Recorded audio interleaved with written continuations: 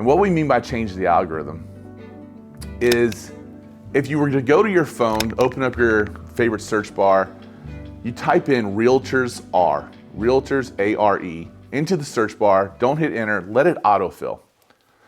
It doesn't autofill with the most affirming words you've ever seen. Right now, for example, one of the things that we're gonna see is that realtors are in crisis. Realtors are required to arbitrate. The only good one that you might see is realtors are good neighbors. That's the one constant one that we see. And I'm looking at this algorithm and I'm like, man, it does not really matter what we do for branding. It doesn't matter what the National Association of Realtors does for branding. At some level, this algorithm exists for a reason.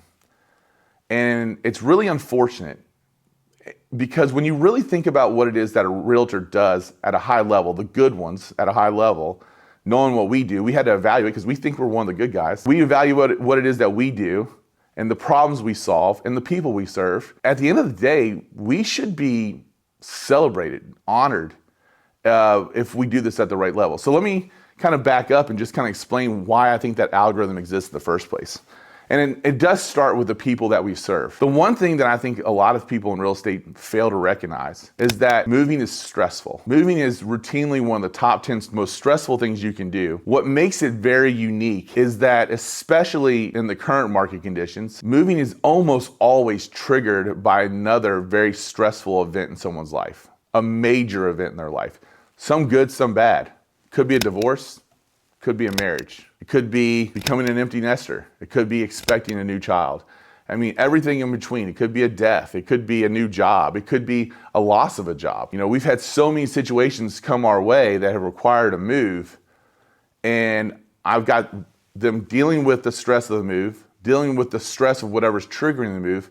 I'm literally dealing with someone who is going through 2 traumatic events at minimum, and we expect for this person to be rational. Just that mindset shift with our agents and how we've been able to bring in, we've brought in therapists into our office to help us deal with people going through trauma. We bring in things like that just on how we deal with people that are going through those major stressors. So that's the client we're serving. We're dealing with someone who's a little unstable, a little irrational.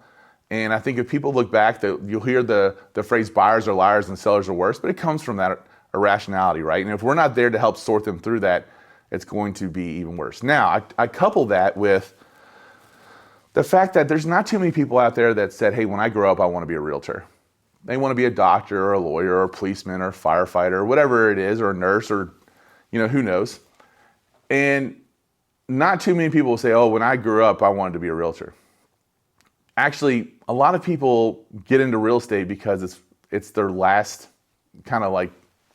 it's just the last resort almost. It's the easiest path to start making some money. So we have people who didn't go to college because you don't have to go to college to become a realtor. We have some people who maybe got fired or failed at another job. You've got people who decide to do a second career as a twilight, or all these other things that pop up. And because in Kentucky, it only requires 96 hours and for someone to pass an exam, whereas to become a barber in the state of Kentucky, you have to have 1,500 hours. Obviously, cutting someone's hair is a lot more important. The most valuable asset someone ever purchases. I don't know, that doesn't make any sense to me. But it's 1,500 hours to become a barber, 96 hours to become a realtor. And you look at that person who did not go to college, took a 96-hour course, passed an exam, and then what it is that a realtor actually does. We do more legal work than anyone except for lawyers, but I didn't take the bar exam. I didn't go to law school. We are full-time therapists. Just like I said, I'm dealing with that irrational client. Like we do marriage therapy, we do family therapy, we do individual therapy, but we are constantly basically being therapists to our clients. And again, most therapists at least have a bachelor's degree. Most have at least a master's degree, and several have a doctorate. We're financial advisors and we suck at dealing with our own money. And because it's the biggest purchase that someone ever makes, this is high stakes negotiations. If a realtor is not equipped to handle those areas of their job, they're gonna feel inadequate. So when you couple the irrational client with the person going through imposter syndrome who feels inadequate to deliver what they need to deliver to that client, 100%, we're gonna get that experience that produces the algorithm. So then it comes to, okay, let's clarify what it is, the job description of a realtor. We sum it up in 3 words, that a realtor serves their client as their consultant, their advocate, and their negotiator. And I love the word negotiator because it has two meanings. The word negotiate could mean, obviously, that we figure out the best terms in a contract for our client, but it also means that we help lead the way along a path in a way that you don't step in any kind of traps, or you don't get hurt or whatever else. Like, you're negotiating a path. And that's exactly what it is that a realtor does. At the end of the day, I think that's the perfect job description for a realtor, is that we serve our clients as their consultant, their advocate, and their negotiator. Most agents, though, suffer from a lack of direction, operating out of scarcity. Their systems are broken, or they don't have systems at all. Probably the number one thing we're getting from our clients right now is that they appreciate our systems. That when they meet with us, we've got a system for listing their home. We have a system for how we work with buyers and how a buyer is to go about the showing process. We have a system for lead generation. We have a system for execution. When someone comes into our brokerage, they just need to embrace those systems, implement those systems, and they're going to start to see success in their own right. Slowly but surely, we will, one relationship at a time, start to change the algorithm.